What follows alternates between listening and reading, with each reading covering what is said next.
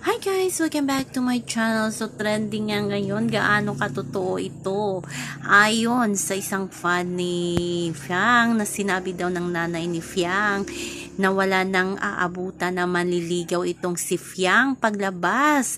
Kasi nga ng babae daw itong si Sin Kelly Panganiban, at ang babae ay yung kasama niyang nagtitiktok. Gaano ito katotoo.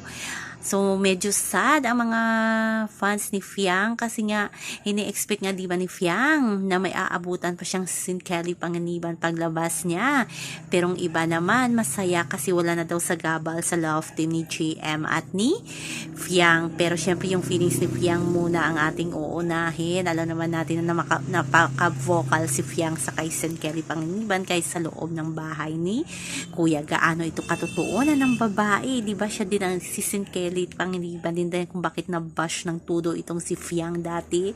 So sana di natin alam kung ano nga ba ang totoo, kaya abangan lang natin yung latest. So yun lang po guys ang ating update sa ngayon, hanggang sa muli, bye bye. Also remember, wag po tayong paka-stress.